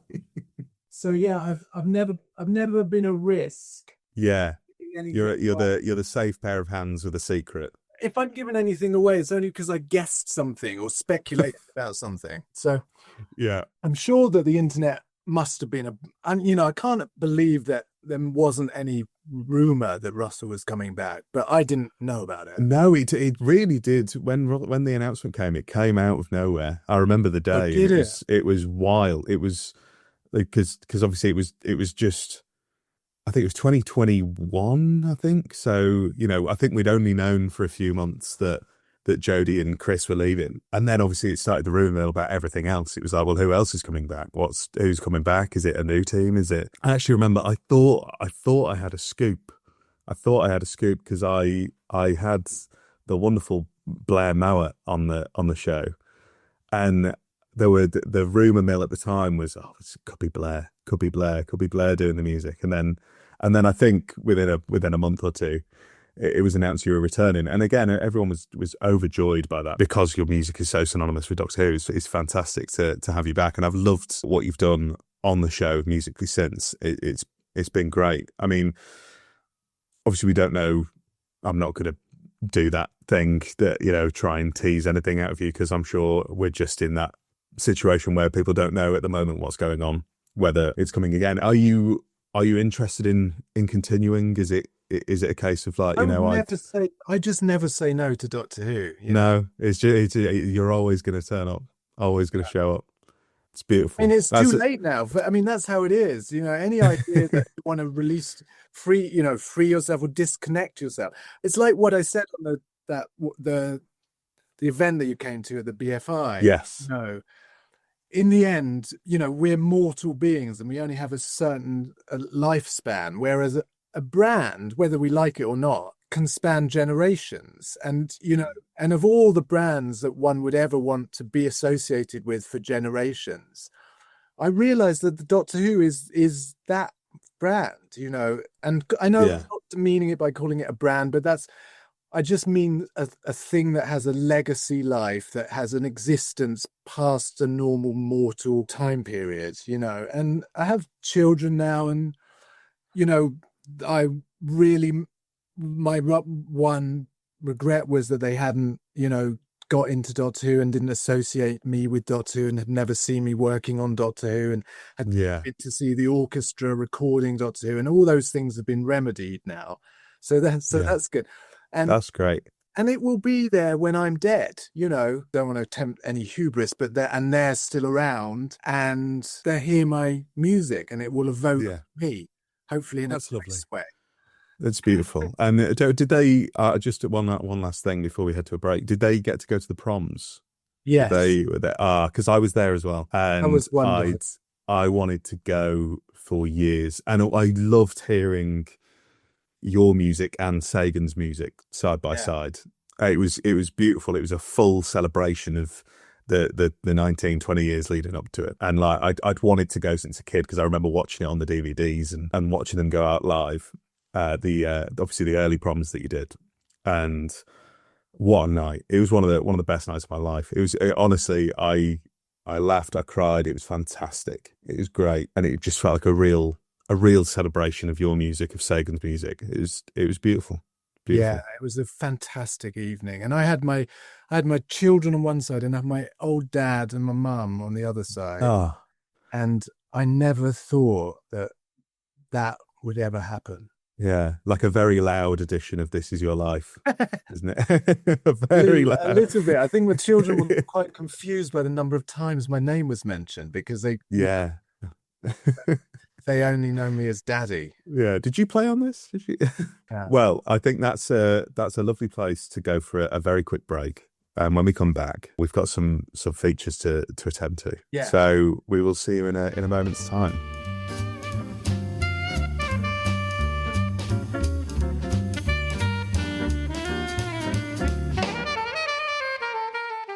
Welcome back. I'm thinking of sitting down. What do you think of that? Do you want to sit? I'm thinking we're lowering. Hello. Well, I like it. Malfunctioned. I wish I had this. You don't get this at Who Knew headquarters. The rising and the lowering desk. This is wonderful. But yeah, we're back. We're back from a little break, and we've got some very important business to attend to. First of all, take a look behind me. We have the DVD shelf, and it's time to find out what is the next story to go into the DVD collection. By the power of Grayskull. The Unicorn and the Wasp, or Love and Monsters? Which one do you think I'll prefer? No, I mean, which one do you want to watch first? You are pulling my leg. I'd just made some notes here, because it's got to be like either Ark in Space or Planet of Evil. Oh, you straight in. I love it. I love this. So this is. Sorry, was I supposed to be making it a game of like? Absolutely not. No, just Murray, do what you want. There's no structure here. I am excited at the prospect of these two. So hang on. Ark in Space, Planet of Evil. And of the two, so for years and years, I thought that the world was made of antimatter because of Planet of Evil. I thought there was matter and antimatter, and maybe there is. Maybe it is. I don't know, because I'm not that up with my theoretical physics and what is in a black hole anymore. And I'm not either. I've dropped off a little bit with that. Yeah. Well, we're in the realms of sci-fi though with theoretical physics. That's why anyway. Yes. Let's not go down that black hole. But yeah, the Jekyll and Hyde stuff and antimatter. I again, it's probably an episode that wasn't suitable for children because it seemed very violent, and in my memory, is another episode that I've never seen since. Yeah, something very Twin Peaks about it, and Bob, with the long white hair, looking in the mirror. I'm sure David Lynch must have watched it. Oh, definitely. I'm sure many people were secretly inspired by little reruns of Doctor Who over the years. It inspired X-Men: Days of Future Past. That's the famous story. That's based on Day of the Daleks, Pertwee story, inspired by that. I'm sure it's all over the place. The inspirations from Doctor Who. Absolutely, and equally many other products have cross-fertilized into Doctor Who. Yeah, and Ark in Space, of course. Well, it's Alien, isn't it? It's like Alien. Is it before Alien or after Alien? It's before. I'm sure it's before, because I think Alien's 77, isn't it? So I'm going to have to go with Ark in Space, but also because wonderful. when Russell was interviewing me or met me for the first time to discuss Queer as Folk, we actually started talking about Doctor Who, and I didn't know he liked Doctor Who. In fact, I didn't know anyone liked Doctor Who. Like, as it, I didn't know, 'cause like I said earlier, I didn't realize there was an existing fan base that was still going and celebrating the show. And I don't know how it got onto the subject of Doctor Who, but I might have brought it up, and Russell seemed quite enthusiastic to discuss it.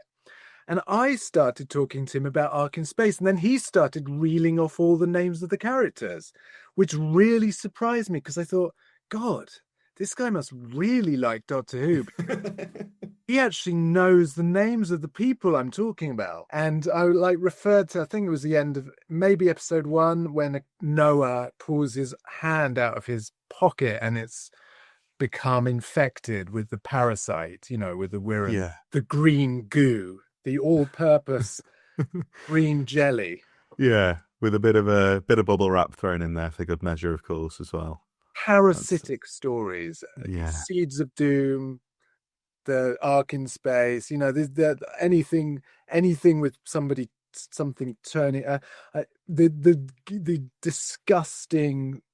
Even now, I was in a house where they have cluster flies recently, and cluster flies, they hibernate in your house over winter and then they escape. So your whole house fills with flies, and you think, how did they all get in? But in fact, they're all just trying to get out. And then they go and lay their eggs inside worms. And then the larva feeds off of the living worm. And it's so disgusting. It's awful. It's so horrible and horrendous that I can't draw my eyes away from it. Yeah. That was like, so parasite horror. The with Donald Sutherland, when he points at the end, the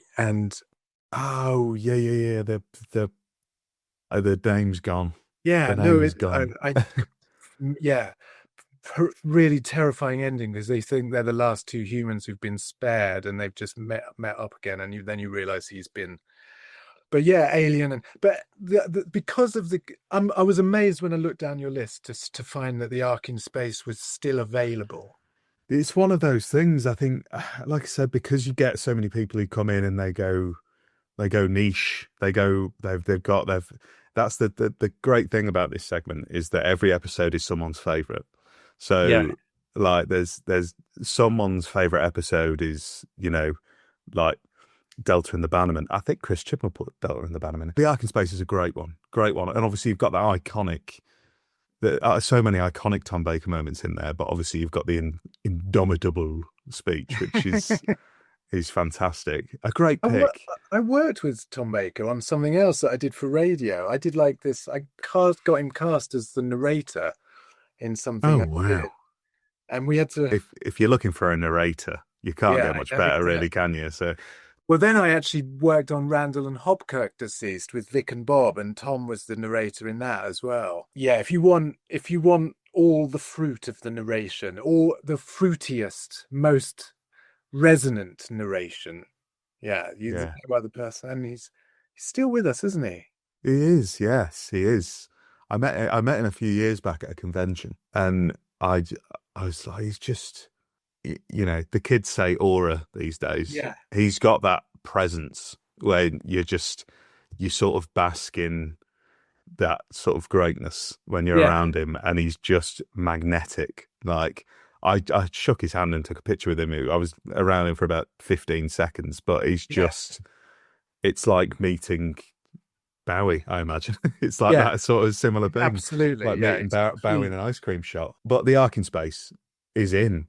Well done. It's fantastic. It's a hard decision. I put all these other ones in from my era, because like Pandora opens, Midnight, 73 Yards, The Wow, Impossible Planet, and those were like things that sprang to mind. Like that, I've always like loved the small episodes. I love the small theatrical episodes. So controversially, one of the people who don't think spending an awful lot of money on how things look I never thought that that's helped Doctor Who, and I don't think the most budgets give the money to how it sounds. Put all the money in there. Right. Exactly, Josh. Well said. I didn't feed that to you at all. But yeah, no, fantastic. I mean, I got the chance. I did a little comeback special after a little hiatus, and I did a very egotistical thing where I was the guest on the podcast for the first time, and I got my chance to put something in the DVD collection. I put Wild Blue Yonder in, Oh, and great. I love the music for that. I remember me and George, who was on that episode with me, we gushed about the music for ages. It's gorgeous. So Anyway, that one, I can't get on a tangent on individual episodes because we'll be that here and for days. that one and Into the Dalek both had a Oof. similar ethos, like sonically. Like I tried to do. It was so good to have space and room and to be able to do something lonely. And actually, I got asked to do a performance. Somebody asked me if I'd do a charity thing at Tyneside Cinema, and I said, yeah, I'll try and fit in. I want to do a live thing. And they said, what episode do you want to do a live performance to? And I said, Wild Blue Yonder, because I can do that with my gear, with my synthesizers. And it's not really any orchestra in it. We didn't have a recording session for it at all. Yeah. And yeah, it was really fun to do. So I'm glad you chose that. That's amazing. Yeah, it's great, and it adds sentimental value to me. I watched it in New York. Funnily enough, I'd just landed in New York, and it was the day before. It was 2 days before I got engaged. So I proposed in New York, and yeah, it just had that sentimental value of watching it and being like, oh, my whole life's about to change in a couple of days, and Doctor Who's still here. Yeah, all these years later. But yeah, Ark in Space, lovely pick, and now a much changed lineup of questions, as you can imagine, based on a recent announcement this morning. I wasn't going to ask them anyway. Everyone just flooded my mentions with it. I went, well, do you really think I'm going to do that? It's the most asked question on planet Earth. I've got to do something different. But the gods took that out of my hands. But anyway, we have many, many questions. So let's head over to bloody Twitter. God's sake! Bloody Twitter! I'm so glad you call it that, and also refuse to change his name because it's Twitter. And oh yeah, sod that. Oh, like I said, it's named after David Tennant's immortal words in Broadchurch. Yeah, bloody Twitter, a great moment. I can't change it now. A horrible invention. Well, it was. Yeah, it's just not because I disagree with it, but because it's using algorithms to turn people into the worst kinds of. You're just fighting with each other. Yeah. Do you want to have a conversation with those people now? Let's get some questions from them. No. No. Yes, but these are the nice people. No, believe me, this is bloody Twitter, and that they're constantly on Twitter and they listen to my podcast. They are the worst type of people. We can guarantee that. We can guarantee that. I'm sure they're wonderful. No, they are. I'm joking. So, some questions. First question is from a dear friend of the show, Jack Alexander, an amazing musical genius of a guest. What a legend Murray is, creating the soundtrack of many of our childhoods. My favourite pieces of Murray's are The Shepherd's Boy, The Long Song, and All the Strange, Strange Creatures. So what is Murray's favourite piece that he has composed himself? Oh, God, that's so hard, isn't it? Hard question, isn't it? Hard. I am fond of the Shepherd Boy, actually. Shepherd's Boy is gorgeous.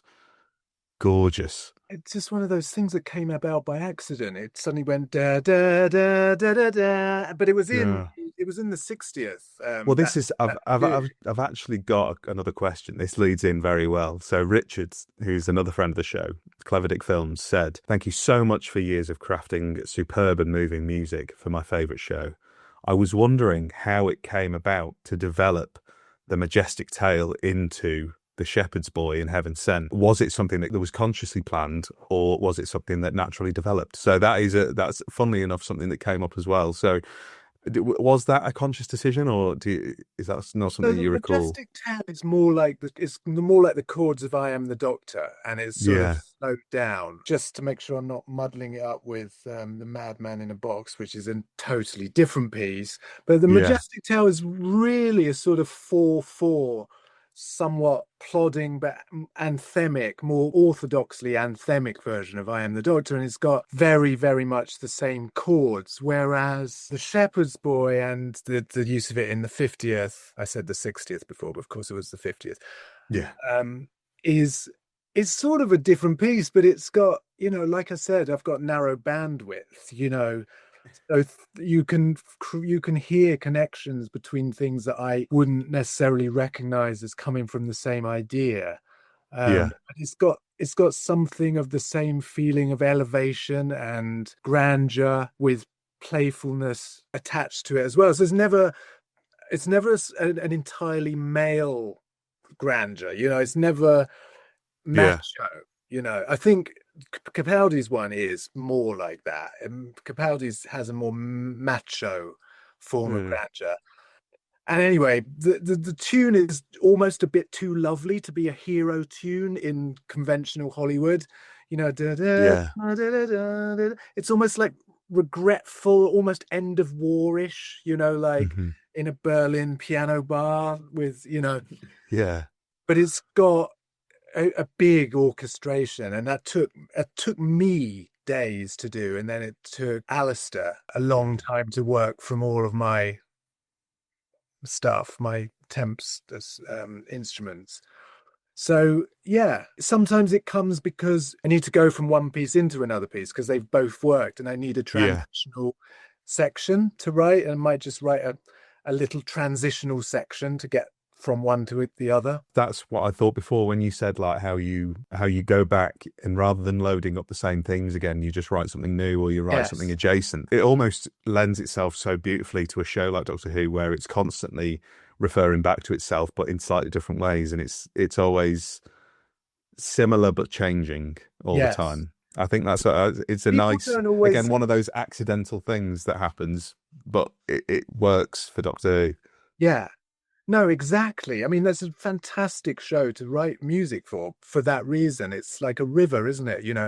When is it the same? And, a river is a different river every single day, but it's still the same river. Yeah. And you mentioned there, these are all flowing in beautifully. You're podcasting natural. Another question was about Ben and Alistair. Ben Foster and Alistair King, of course, as sort of orchestrators for your music. And so Shay at Shay Prod asks, how much of a role do orchestrators like Ben Foster and Alistair King have in shaping the sound of your wonderful scores? Is it mostly them, or is it more of a collaborative effort? Initially, Ben had to do more legwork because I would often deliver. Like a really good example of Ben's work, like when we did the Donna Christmas episode. Yeah. Which has got the maddest score ever. I was basically like, okay, we've done one Christmas episode with the Christmas invasion. Then we've done a whole series. And then I think Donna's Christmas special came next. Or was it Voyage of the Damned? Yeah. No, it was that one. That was just after series 2. Yeah. So I went nuts with piano. I wrote like triple. I wanted to make it as complicated and as possible, and I wanted loads of woodwind, but that was really all I said to Ben. So he basically took all of the piano scores I'd written and he assigned it all to the different parts of the orchestra. So that was an extreme example. And then there's more. So as technology got improved and got faster and faster to use, the scores that I used to give to my orchestrators tended to be much more developed. Yeah. And much more. So you wouldn't necessarily know unless you had a sort of trained ear to it, you wouldn't necessarily know one was a mock-up and the other one was an orchestra. It's not, it got to the point where it wasn't always obvious, especially to somebody who's not working in the music industry. I mean, in fact, there's a snobbery about using samples and broadcasting sample-based scores based on the fact that other composers and people in the music business will spot it, and it's like you've been found out. And that never really bothered me because I always thought, well, we're dealing with large audiences in the millions, and the percentage of people who would notice or care is so tiny that it's not that important. And then we come full circle where like the most recent series, there's lots and lots of music that has no orchestra in it at all. But that was always the way, because we actually didn't have that many recording sessions with the orchestra. So when Alistair came on board, even just getting the music from my computer, even if I've written it on strings and it sounds all like strings, and then you can hear where it's woodwind, still the process of unknotting it, putting it on 75 musicians' desks so that each musician only has the piece that they making it sound balanced. So that is still an immense task. You know, our deliveries to Cardiff in terms of bringing music down. Once Dave Foster, who does all the music prep, he's another vital cog. He's been in across every series that I've done, and he does a lot. Yeah. He collates and prints all the music, often the night before. So he's got like 5 printers in his garage. And he's just an expert on Sibelius, which is the music software scoring program. And one day his car broke down. They had to get a train to Cardiff with all this music, and it weighs a ton. And it was a quiet train in Cardiff, and they needed to also...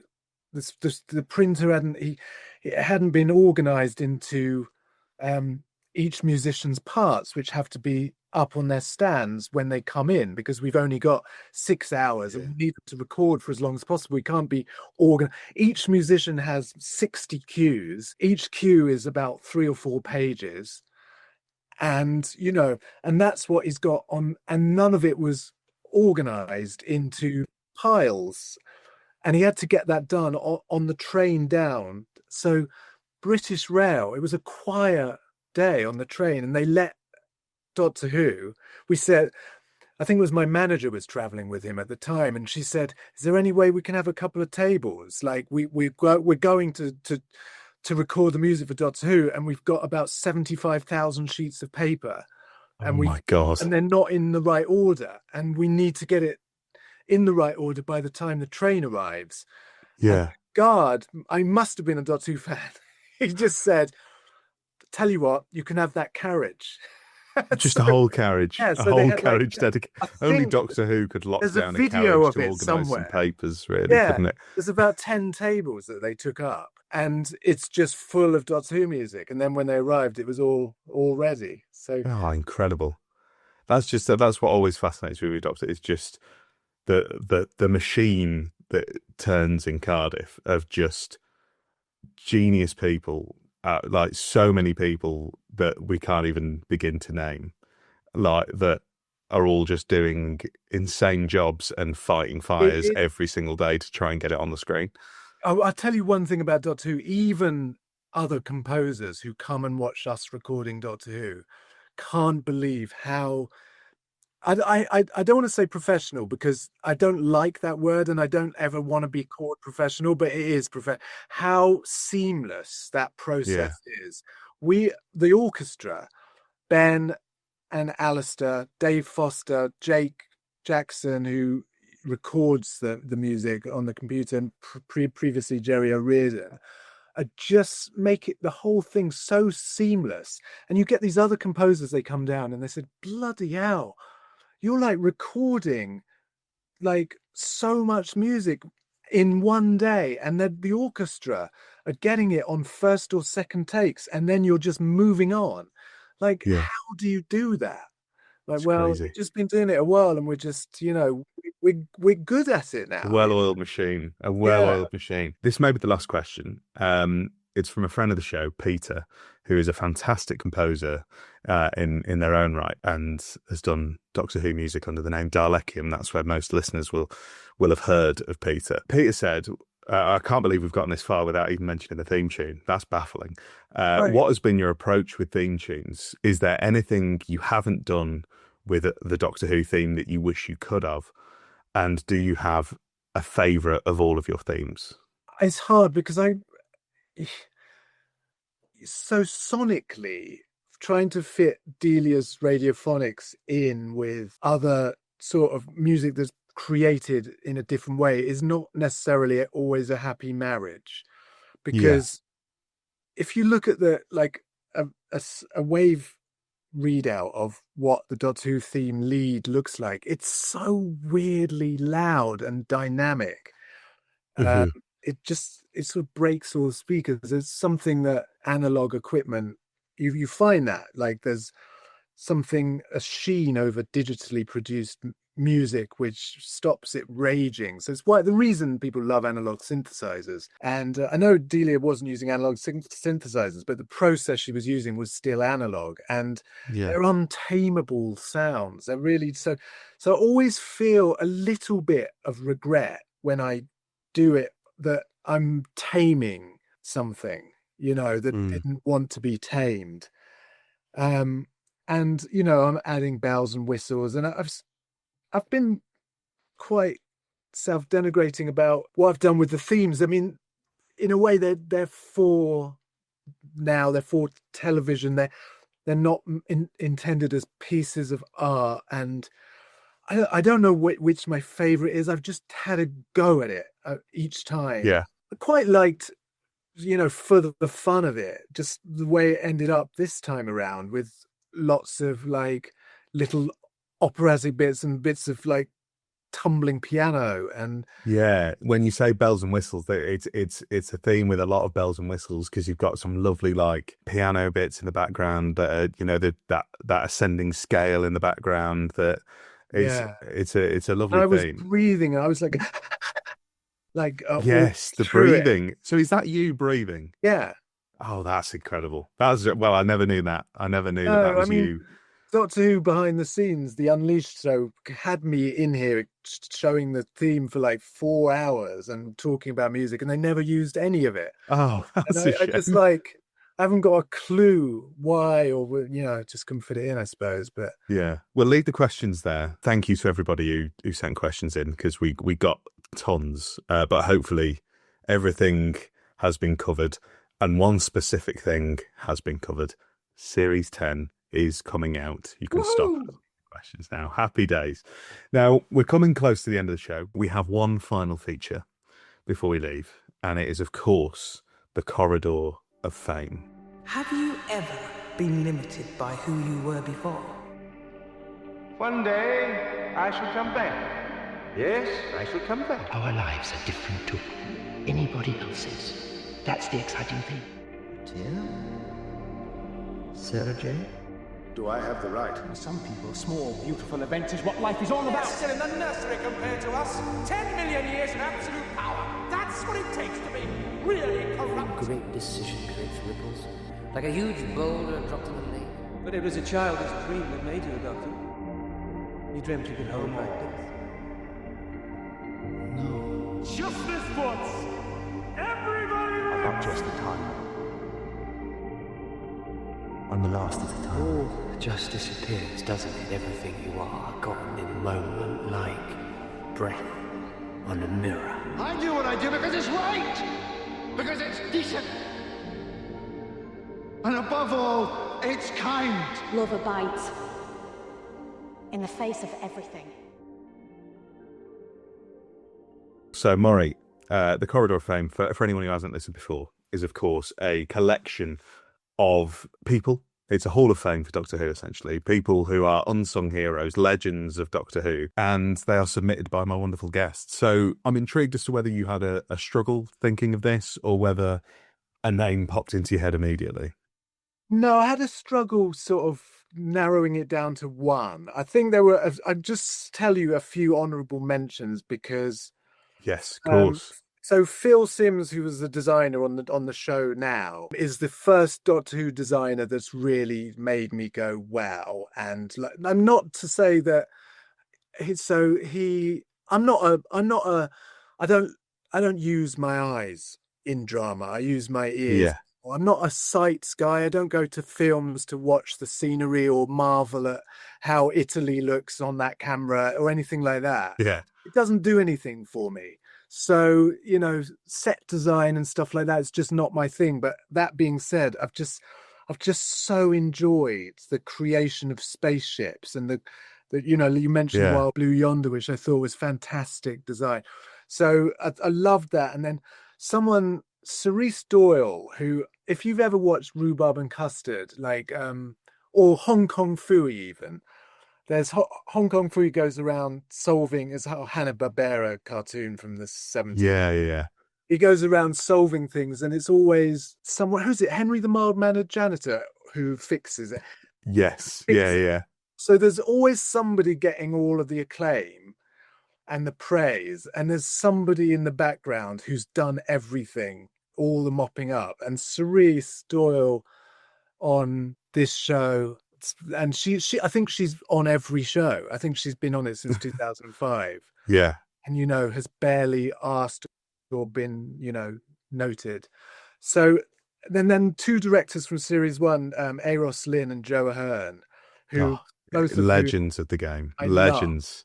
Yeah. Joe was one of the first people to make me make me feel good about my own music, and sort of generally just get, and Eros is the most charming, lovely man.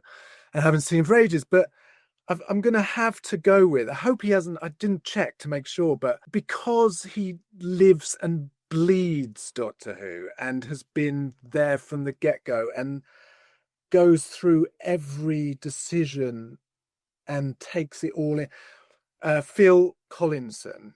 Has he been there before? Have we had him? I don't think he has. Okay, good. No, so I'm going to nominate Phil for the Hall of Fame because he has bled Doctor Who as much as Russell has, I would say, so many ways. Yeah. And if the Hall of Fame is for endurance and dealing with the kind of shit show that comes with mounting producing a series in the 21st century, for multiple stakeholders.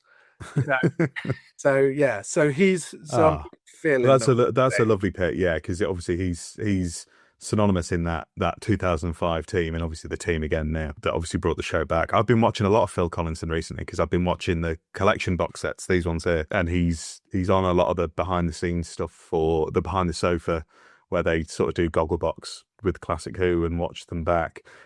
He's doing a lot of that in that Pertwee run with the Green Death, which I've been plowing through, and he's got, you can just tell when someone is one of us, like a proper Doctor Who fan who lives and breathes it and just gets the show, just has this deep understanding that I feel like you can only get if you connected with it as a kid and then grew up with it. I think it's perfect. Great pick, wonderful pick for the Corridor of Fame, a very worthy name to go in. And unfortunately that brings us to the end of the show. I mean, I do have one final question before we leave, which is the one question that I ask everybody. Okay. And it's a tough question, but roughly in a sentence, what does Doctor Who mean to you? Immortality. Oh, they're one word. Beautiful. There you go. Well, immortality is definitely the word, and your music is, again, I don't have enough words to describe your music and how much it means to me and how much it means to so many others, because I know I'm not the only one who feels this way. There's thousands of us out there, hence the overjoyment this morning at the season 10 announcement, because people are just clamoring to hear more of Murray. So thank you so much. I mean, obviously, if there's anything you want to plug, anything you want to direct people towards, anything that you're working on next that you're excited about other than the season 10 soundtrack, please go ahead, point them anywhere.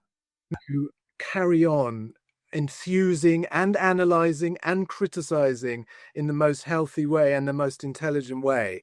And that's all, and I found listening to the show a real pleasure, and that's why I wanted to come and be on the show. Honestly, that means the world.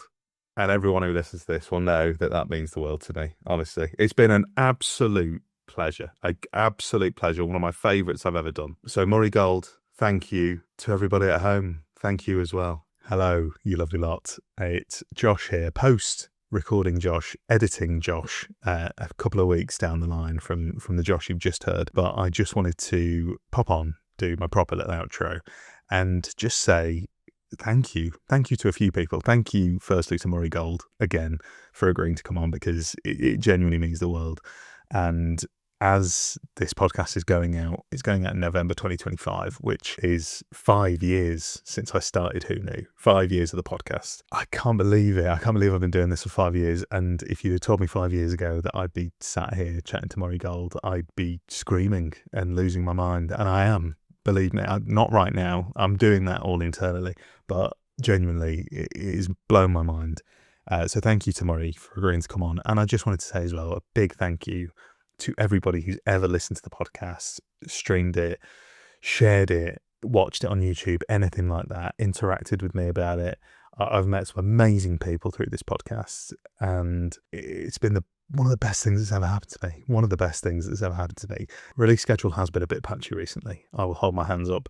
That is down to various things, mostly because I'm doing freelance work. So I'm running some other podcasts as a freelance podcast editor, which again is another thing that anyone who's ever listened to Who Knew has allowed me to do. It's allowed me to hone my skills to a point where this is now my job. I make podcasts for a living and I make videos, and I do graphic design for people, and it all started from this. So that is taking a lot of my time at the minute. So I'm trying to do as many Who Knews as I can. And also I am getting married in December, and that is taking up a lot of time in terms of planning and a lot of headspace. So I can assure you there will be more podcasts coming. Not sure when at the moment, not sure who. I'm in the process of trying to work that out. But definitely as we get into the new year, things are definitely going to be starting ramping up, and I will be getting back to the usual schedule and loads more guests. And if this is the first time you're listening, because I'm aware that obviously a name like Murray Gold may bring in some new listeners, if this is your first time, then please, I would urge you to subscribe and take a look through the back catalogue, because Murray isn't the only amazing interview I've done. I have chatted to amazing people such as Chris Chibnall, Katie Manning, Sophie Aldred, Dan Starkey. I've chatted to so many of the great and good of Doctor Who, some unsung heroes of Doctor Who as well, and some amazing fan creators like Dominic G. Martin, Beth Axford, George Sheard. He's been on a load of times. But yeah, if you liked what you heard with the Murray Gold episode and you think, I could do some more Doctor Who interviews, there's 60 odd, 70 nearly to go through. So I hope you will stick around. Please consider subscribing on YouTube. That would help me out the most. But also if you're listening on podcast platforms, follow me there. Listen to any of the old episodes. I would love it. It's been a mad year. It's been an amazing year for the podcast. I'm hoping to maybe have a couple more episodes out before the end of the year. We'll see what happens. But in the meantime, just want to say thank you. Again, you can find the podcast wherever you get your podcasts, Spotify, Apple Podcasts. Mostly YouTube is great at the moment because I've just brought back video podcasts, so they're going to be full video versions on YouTube from here on in. You can follow us on Twitter. You can follow me, Joshua and Carr. You can follow Who Knew Podcasts. You can follow whoknewdwpod on Instagram as well. And I'm posting a lot more on TikTok at the moment, clips from the podcast, and I'm hoping to do some other fun things as well. But yes, and you can email the pod, whoknewdwpod@gmail.com, if you want to send a question in for a guest. If you want to get in touch, please do. I would love to hear from you. But in the meantime, I hope you enjoyed this episode as much as I enjoyed making it, and I'll see you next time. Thanks for listening to Who Knew, a Doctor Who podcast. You can find us wherever you get your pods and on YouTube. Please give us a like, share, subscribe, and a review if you can. It really helps us out. Massive thanks to Oliver Chenery for the Corridor of Fame intro, and the Sononauts for lending their cover of the Doctor Who theme to be the theme for the podcast. Who Knew is a New Kid Media production.